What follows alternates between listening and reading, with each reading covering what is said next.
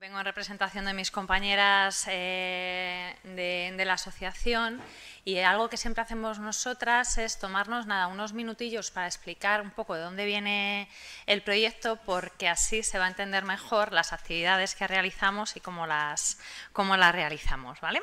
Entonces, bueno, Herstóricas, esta es la definición que siempre damos, es una alternativa cultural y educativa en la que visibilizar la aportación histórica de las mujeres desde los feminismos. Y cuando decimos que tenemos que hacer nuestra propia Herstory a veces, es explicaros un poquillo de dónde parte. El proyecto Herstóricas, el equipo inicial, nos conocimos en la Asamblea de Mujeres del 15M Marea Granate, en Londres. Esto era un espacio de reflexión colectiva que nos dio pie a un espacio de difusión, de reflexión, de acción. Y después, luego ya, pues aparte de todo eso, pues nos hicimos colegas. Entonces, cuando nosotras hacíamos nuestros culturiplanes por la ciudad, yo que sé, ibas a una exposición y decías, joder, decías, qué bien, ¿no? Qué expo más guay. Pero había siempre algo como que no acababa de interpelarnos, ¿no? Había algo que se nos quedaba a medias y era la perspectiva que se está dando en todo eso. Entonces, empezamos a hacer unas actividades para nuestras compañeras en las que llevábamos nuestras propias relecturas de lo que nos hubiera gustado encontrarnos, ¿no?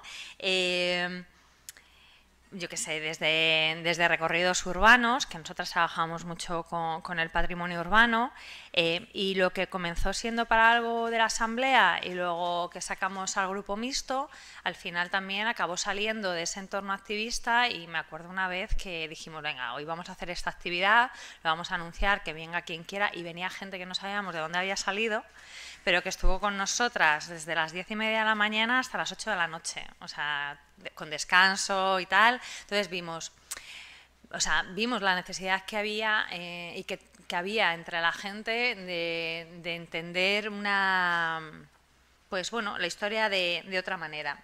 Nosotras decimos que hacemos y divulgamos historia desde el feminismo y que hacemos feminismo desde la historia. Y es por eso que cuando decidimos volver a Madrid y a Granada, decidimos trabajar desde ese enfoque feminista y con las herramientas de reflexión que utilizábamos en la asamblea, ¿no?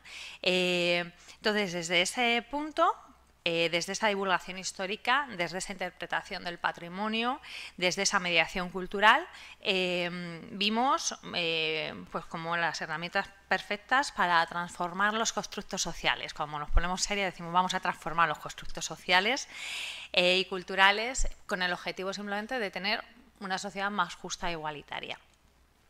Entonces, ¿por qué lo hacemos? Somos muy conscientes de que a nivel académico las investigaciones en torno a la historia de las mujeres desde hace décadas vienen pegando unos avances increíbles.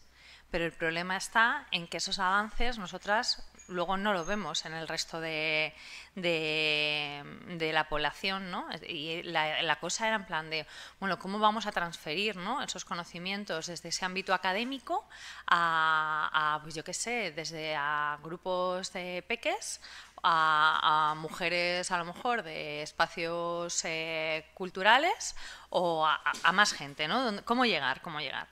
Y sobre todo lo hacíamos porque nosotras estábamos convencidas de que la ciudadanía tiene derecho a construir y a disfrutar de la historia de las mujeres, ¿no? Y sobre todo tiene derecho a reivindicarse como sujetos históricos. ¿Y qué ocurre? Que los sujetos históricos que tenemos pues son el hombre blanco, cis, heterosexual, con una posición económica privilegiada, sin discapacidades. Entonces ahí la verdad es que entra muy poquita gente, ¿no? Y vimos como que a través de esta divulgación histórica lo que podíamos conseguir era romper con esa idea de la historia única y ver cómo otras realidades históricas también podían entrar dentro de la historia universal. Hay una cosa que nos tiene que quedar clara, es que claro, la sociedad es diversa, siempre lo ha sido, no es cosa nueva, y estas sociedades diversas y las personas demandan y muestran sus necesidades. Y lo hemos visto porque gracias a que han entrado personas que rompen con ese hombre blanco, cis heterosexual, bla, bla, bla, bla, los estudios en las carreras, o sea, los estudios que se llevan en el ámbito académico son más diversos, son más variados. Entonces, creemos que si esto parte de una necesidad de la comunidad, tiene que retornar a la comunidad, ¿no? Y así que hacemos como un ciclo, ¿no? O sea, eso al final es desde la calle surge una necesidad que la academia va a recoger y que tiene que volver a retornar a la calle. Y la ciudadanía tiene que ser también la que, bueno, pues la que forme parte de esa construcción. Entonces, esto es un poco lo que nosotras queríamos hacer. Y como quería, yo creo que es mucho mejor que se vea a través de las diferentes líneas de trabajo. Os vamos a contar un poquito por las que tiramos y después de ahí os vamos a dar las herramientas que a nosotras nos funcionan, ¿vale?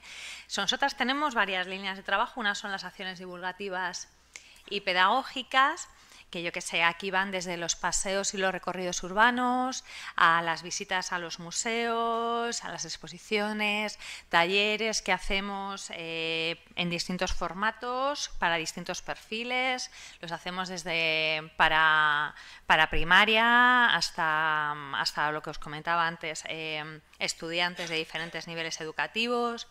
Hacemos todas las actividades, bueno, hacemos lo que nos dejan también, os lo digo, o donde nos llaman, porque hacemos actividades de mediación cultural, preparamos todo el programa de actividades públicas de una de las exposiciones que, vamos a ser sinceras, lo petó hace un par de años en Madrid, que fue la de la Sin Sombrero,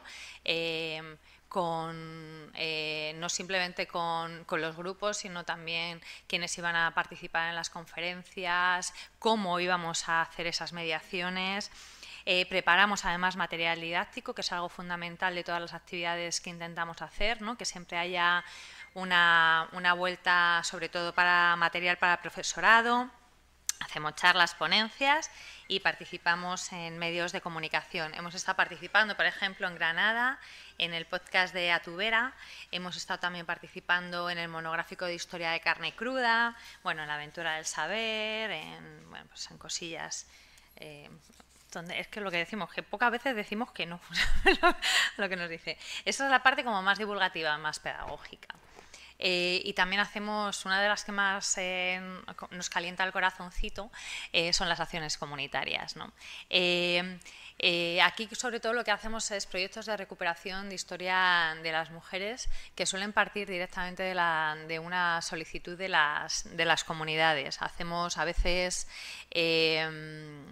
tenemos proyectos que son más de resistencias que sobre memoria democrática, ¿no? Espacios de memoria democrática vinculadas a las mujeres. Hemos realizado también, por ejemplo, la Casa Encendida, pero los que más nos gustan, esas son como más de investigación pura y dura, las que más nos gustan son las que mezclan esa investigación con el trabajo con las vecinas, ¿no? Esa participación ciudadana, hemos tenido varios proyectos que han sido súper enriquecedores, porque cuando hablamos de lo que hacemos no simplemente es unidireccional, siempre es bidireccional, y nosotras nos vamos suelen ser una pasada a nivel de aprendizaje. Hemos participado, por ejemplo, en pueblos como Morata de Tajuña, en Rivas, en Puente de Vallecas, en Huetorvega, en La Chana, en el Realejo, en Granada, en Albaicín y Llora. Hemos hecho algunas que al final lo que queremos es que donde las mujeres son ellas las que ponen sobre la mesa esos espacios que consideran importantes. Dentro de estas acciones comunitarias pues también van, pues por ejemplo, festivales de barrio o Albaicín 25, que fue un proyecto que llevaron las compañeras de Granada por el 25 aniversario del Albaicín como patrimonio. Y luego, bueno, eventos temáticos, que lo llamamos eventos temáticos, pero son fiestas de caracterización en el que el role-playing juega un papel muy importante y nos da la vida. Y luego otro, seguimos con investigación y documentación. Muchas veces son proyectos que dirigimos nosotras directamente y coordinamos, y otras veces es otros proyectos más grandes en los que nos piden la documentación y ya nosotras no podemos gestionar el final, pero actualmente, y así hago también un poco de... Estamos trabajando Amiga Date Cuenta, que es un proyecto, es un mapeo de espacios de memoria vinculada a las mujeres, de memoria democrática, a nivel estatal. Ahora mismo tenemos más de 270 puntos localizados, os animo a buscarlo, es amigadecuenta.org. Fue financiado en la primera fase con una subvención del Instituto de las Mujeres y ahora tenemos abierta una campaña de micromecenazgo de goteo porque el dinero se acaba y hay que seguir. O sea, os animo porque bueno, está todavía trabajándose, pero es muy interesante pensar sobre todo en cómo pueden las comunidades utilizar un mapa de ese estilo, ¿no? Y luego, bueno, pues formación en gestión cultural, interpretación del patrimonio, divulgación histórica. Esto es un poco todo tipo de... Es que claro, cuando nos dicen ¿qué hacéis? Pues hacemos muchas cosas, porque al final todo nos va atravesando y sobre todo la formación va de cara un poco a lo que vamos a hablar hoy, a las herramientas que nosotras tenemos, para que esas herramientas a lo mejor les puede valer a más gente, ¿no? Y las ponga en práctica. Así que vamos a ver cómo trabajamos, porque el cómo trabajamos, he cogido, me ha encantado, ¿eh? Es de aquí, la nena obrera.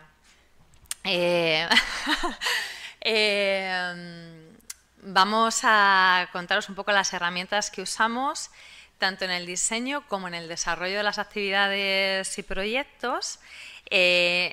Esto que os vamos a contar son como prácticas transversales, tanto en esa mediación presencial con grupos, como en aquellas que no tenemos esa acción tan directa bidireccional, ¿no? Pero sí que es verdad que una cosa que queremos dejar como muy clara es que para nosotras, tanto cuando diseñamos como cuando estamos con todo un proceso, tanto el contenido como la manera en la que la vamos a transmitir, como las personas que van a acudir a ello, están todas al mismo nivel. Es decir, no es para mí más importante la investigación que el estar pensando quién lo va a recibir, por ejemplo, ¿no?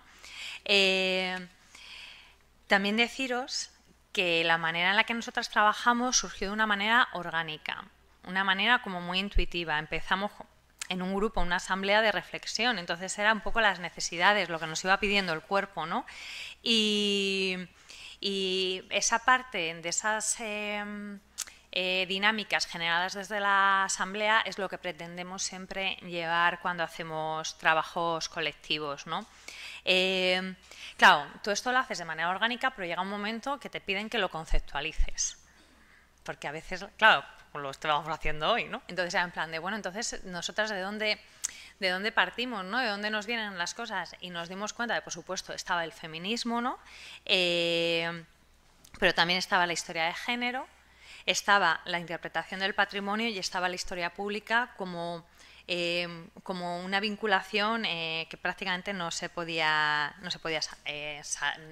separar. Vuelvo a repetir, lo que voy a contar ahora es lo que a nosotras nos viene bien, lo que a nosotras nos funciona, no sentamos cátedra para nada. Habrá cosas que a lo mejor alguien lo vaya a poner en práctica y les funcione y otras cosas que digan, pues mira, yo en el entorno en el que estoy, pues esto no me va a valer. Pero bueno, algo que siempre digo allá donde voy, yo no tengo la razón universal ni pretendo tenerla, cosa que por cierto me quita mucho peso de encima, ¿eh? Y sobre todo porque sería absurdo.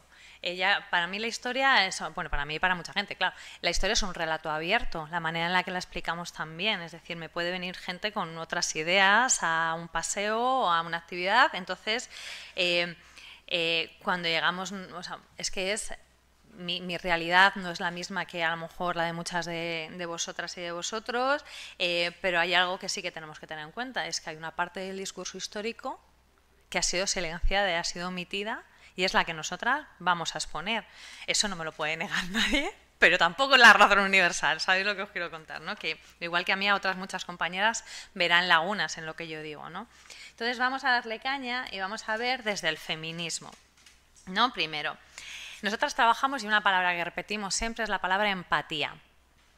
Hija, si pusiéramos un poquito de empatía en todo lo que hacemos, el mundo nos iría de bien. Yo solo digo eso. Y esa empatía es feminismo para mí, vamos. Entonces, algo que nosotras somos conscientes cuando preparamos y cuando llegamos a hablar con un grupo de personas es que hay ciertas opresiones y ciertos privilegios que nos van a atravesar y que pueden estar atravesando a las otras personas que tenemos enfrente, ¿no? Y que han atravesado no solo a las personas que tenemos enfrente, sino a los sujetos históricos de quienes vamos a hablar. Entonces, eso es la palabra, esa interseccionalidad la tenemos como súper metida. Así que siempre ponemos esto porque también hay que empezar a tirar de una genealogía que no es blanca. Y es de donde parten todos los grandes conceptos, ¿no? Y en este caso Patricia Hill Collins es la que, este mapita, la que nos mantiene siempre como una brújula.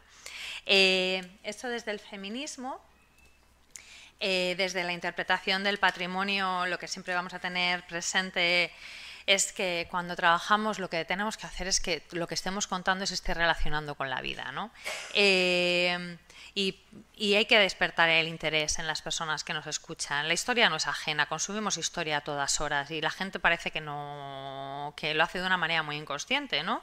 Entonces, más allá de la información que estemos dando, lo que tenemos que hacer es revelar en muchas ocasiones, ¿no? Hay a mí una parte que me gusta, ¿no? Que es la de entretener.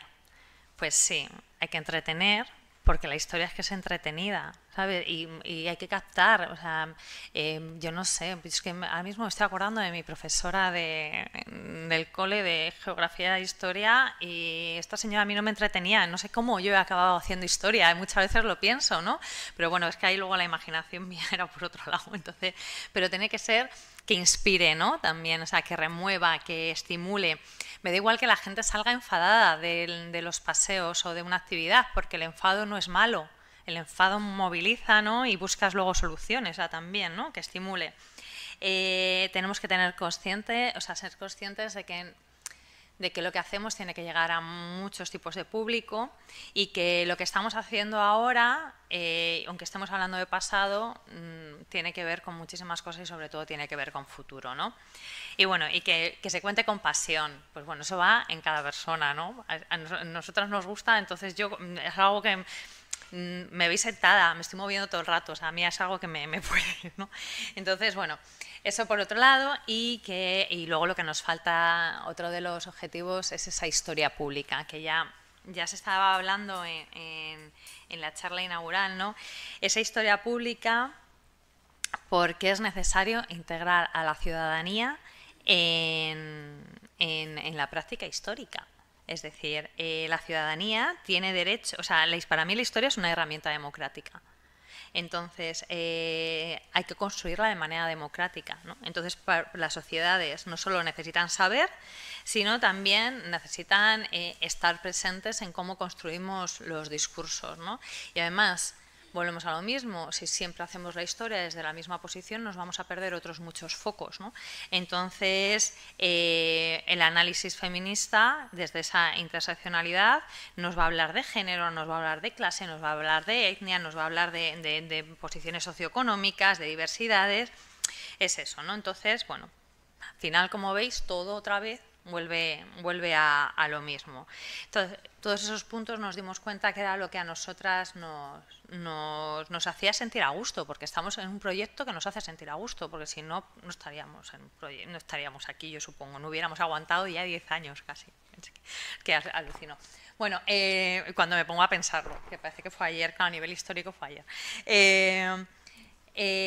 Por supuesto tenemos esa perspectiva de género que es el eje transversal, pero lo que sí que vamos a hacer es hablaros un poco de las estrategias comunicativas con las que nosotras trabajamos y las hemos separado en dos maneras. Aquí las que valen para cualquier tipo de difusión, que nos vale pues desde el programa de radio, que a lo mejor no tenemos a la persona directamente enfrente, como a un grupo de chavalas y chavales en un instituto, ¿no? Entonces, y luego las que van a ir con las actividades con mediación directa. Bueno, vamos a empezar. Para empezar, en todas tiene que estar lo de humanizar los contenidos. Aquí voy. Humanizarlos no significa quitarles ni una pizca de rigurosidad. Simplemente es que, a mí, por ejemplo, el otro día estuve en Valencia y me encanta, bueno, que voy a contar, creo que aquí os pasa lo mismo, me encantan los museos, o sea, tengo un problema, yo a veces no conozco las ciudades, pero entonces cuando en el de prehistoria de Valencia a mí me fascinó porque, claro, yo soy, bueno, a mí que la prehistoria siempre me ha costado mucho, ¿no? Y de repente ver por fin una mano haciendo algo, ¿no? Es decir, ya aparece esa parte humana que es la que está trabajando eso, no simplemente que aparezca un objeto así como así, ¿no?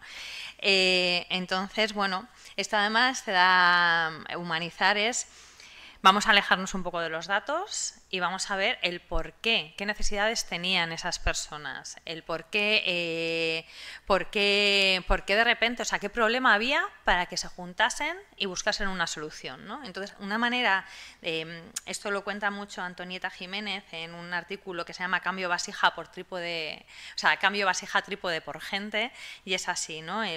Bueno, esto es una solución colectiva a un problema, ¿no? Cambia, se humaniza y para mí cambia. Entonces, bueno, por supuesto, Past Women siempre aquí a tope. Yo lo siento mucho. Yo creo que no hay charla que no pongamos, que os pongamos a vosotras, porque como referencia, yo que tengo muy poca imaginación histórica, a mí me da la vida esto. Por supuesto, un vocabulario accesible. A ver, la terminología científica está muy bien, pero es que no es un proyecto para personas que están en la academia. Es un público ajenísimo al mundo académico. Cariño, ya me leo yo las tesis y ya las adapto yo. Eso no quiere decir que ese vocabulario accesible no vaya a ser otra vez riguroso. Es que muchas veces, ¿cómo lo llaman? Muchas veces lo de bajar al barro. Y bueno, pues a mí es que me encanta, chiquis, es que no, ¿qué pasa? Es que habéis dicho, no es útil si no llega, ¿no? Pues efectivamente, un vocabulario accesible que lo que importa es que comprenda el mensaje, ¿no? Que haya una... Esto lo hacemos haciendo que haya como una adaptación y un acercamiento a esa terminología científica, pero desde lo cotidiano. Que no estés usando el término científico no quiere decir que no estés explicando el concepto. Yo, en lugar de deciros interseccionalidad, os lo hubiera explicado de otras muchísimas maneras o poniendo en práctica, a lo mejor con una dinámica de roles.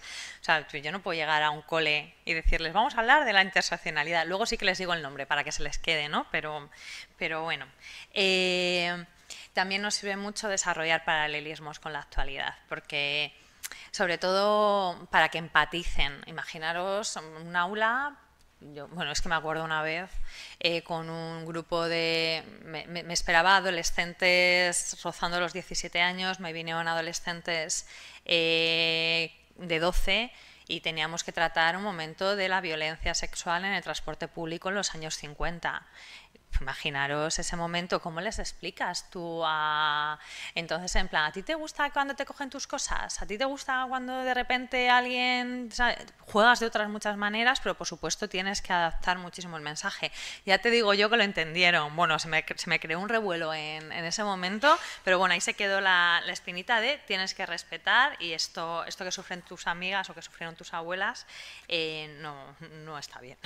Luego un vocabulario inclusivo. María Martínez, ni por favor, me encanta esa frase, por favor. Ella dice, el lenguaje inclusivo es la decisión voluntaria de nombrar la realidad tal y como es y no tal y como se nos dice que se tiene que nombrar. Cada persona que habla tiene la capacidad de crear lenguaje, es lo más bonito de un idioma. Nosotras, la manera en la que utilizamos el lenguaje es un acto político, es una posición política. Yo no utilizo el masculino genérico y si te encuentras a algunos niños, y hablo en masculino aquí, que te dicen, es que ¿por qué estás hablando en femenino? ¿Tú qué eres? Persona, ¿no? Persona, ¿cómo lo conjugas? En femenino. Pues se acabó la discusión.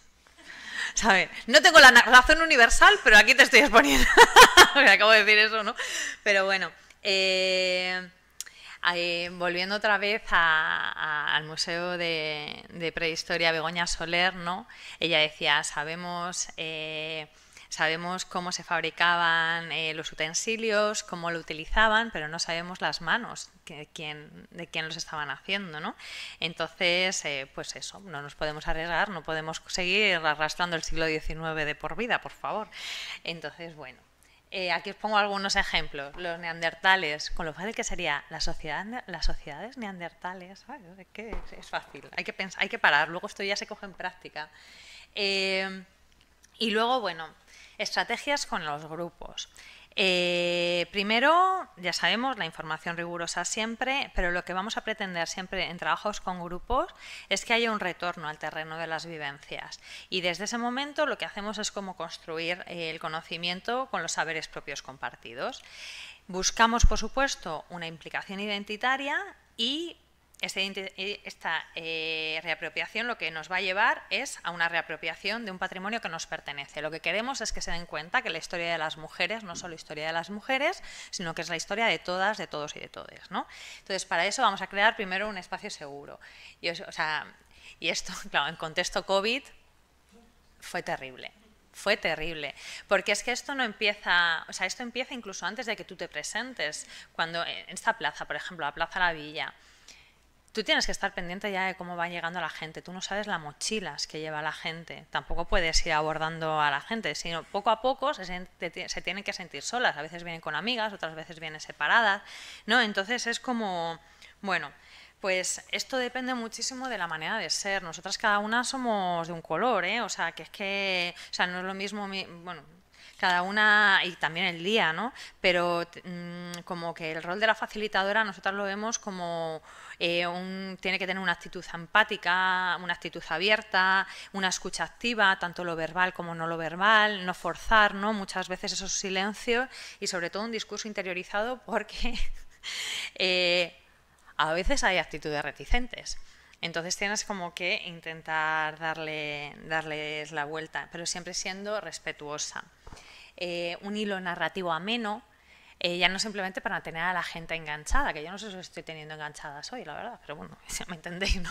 Pero porque no os puedo estar haciendo preguntas, porque estoy aquí arriba, ¿no? Pero el hilo narrativo es constante y siempre estamos intentando, a través de preguntas, que llegue el momento, bueno, eureka, ¡ay, es verdad! ¿Y yo cómo no me había dado cuenta de esto? Y esto no sé qué. Y lo que hacemos es que todo tiene... Para mí la narrativa es súper importante y como pierda la narrativa o me cambien algo me agobio mucho, porque lo que queremos es que la gente vaya hilando, ¿no? Y que vaya sacando sus propias conclusiones. Tiene que haber una implicación identitaria en todo esto, emocional. No pasa nada hablar de historia y hablar de emoción. Es que no pasa nada, es que es bonito que te emociones con algo con lo que te puedas sentir vinculado o algo al contrario que esté rechazando, ¿no? Sobre todo lo que queremos que es que la gente cuando salga de una actividad, por ejemplo, que sea de espacios comunes, de repente llegue a su pueblo, llegue a otra ciudad y vea espacios, le digan a la colega o al colega que tiene al lado, oye, pues sabes que esto, es decir, que no solo se quede ahí, sino que al final se lo lleven puesto. A nosotros, mira, a mí hay una de las cosas que más me gusta cuando se crea esta implicación identitaria, es cuando tú estás en un museo de los que te mandan callar todo el rato, ¿no? Y de repente un grupo pues está en carcajadas. Hay alguien, o sea, y no por nosotros, sino por un comentario que se haya hecho, ¿no? Desde el respeto siempre. O que se enfaden, ¿no? O sea, a mí esos momentos de catarsis colectiva, pues me gustan mucho, ¿no? Luego, por supuesto, la participación activa. Cada grupo va a ser totalmente diferente, cada grupo va a tener una identidad distinta y cada grupo tiene que ser consciente de que es un coaprendizaje, que no simplemente estamos nosotras ahí para soltar lo que tengamos que soltar, sino que nosotras también nos lo llevamos a casa, ¿no? Es decir, para mí son, bueno, sobre todo es que cuando trabajas con peques o cuando, bueno, da igual, es que cuando tenemos grupos de diferentes generaciones se crean espacios mágicos, ¿no? Y muy reivindicativos además, y se lo llevan y sabemos que ha habido ahí un momento de saberes propios y saberes compartidos que van a ir más allá de la hora y media o las 2 horas que dure una actividad. Para eso, por supuesto, el debate lo creemos fundamental. El debate es una herramienta de aprendizaje cooperativo muy guay.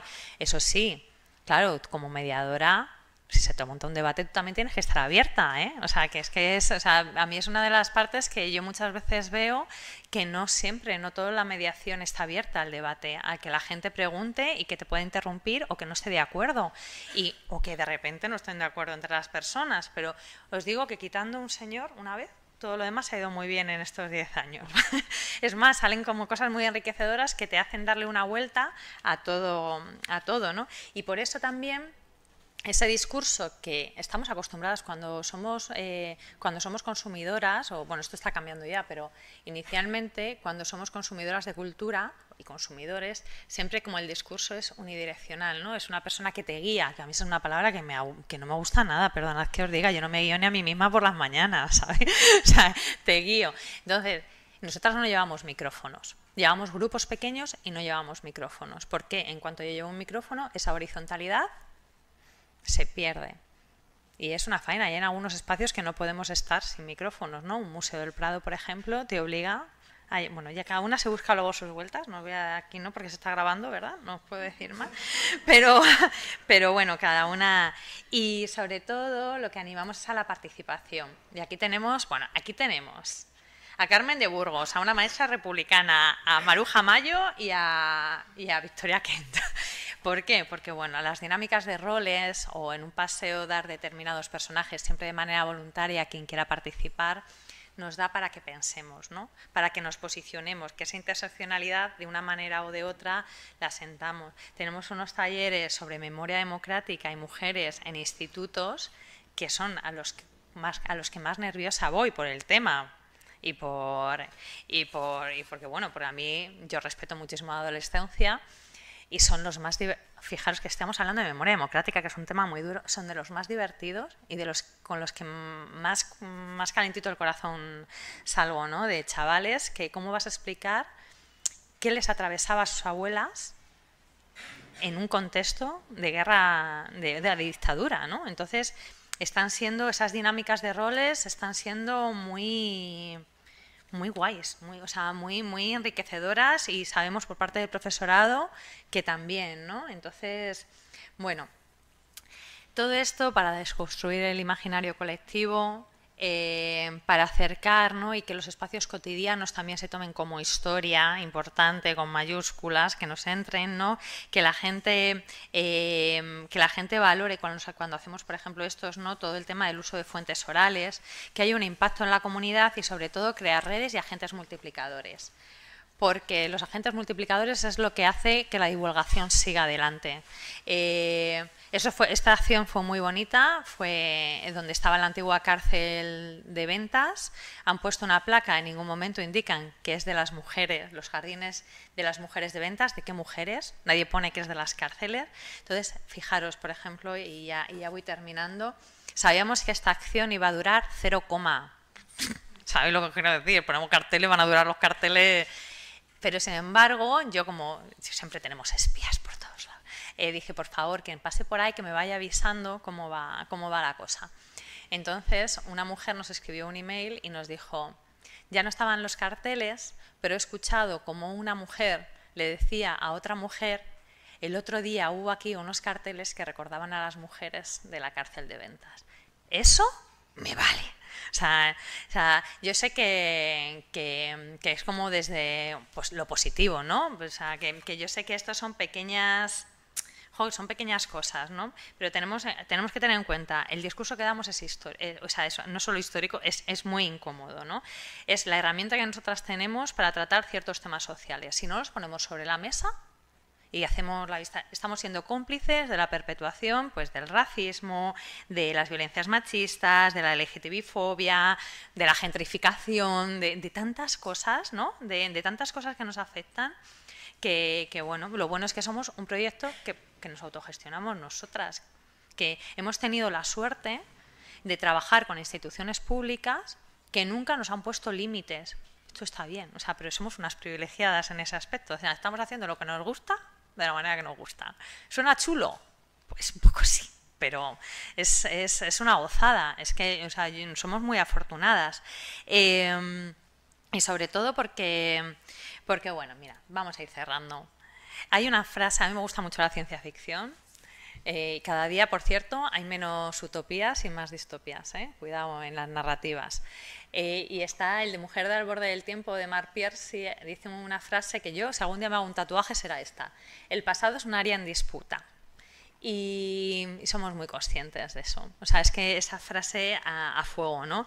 Es no solo porque nos va el pasado en ello, sino porque, o sea, es necesario el pasado para entender nuestro presente, porque nos estamos jugando el futuro.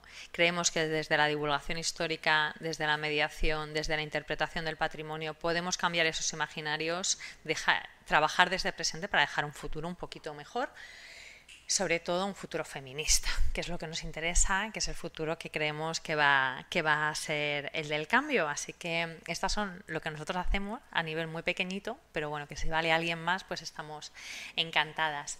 Y muchas gracias, porque creo que me he pasado de tiempo, ¿verdad?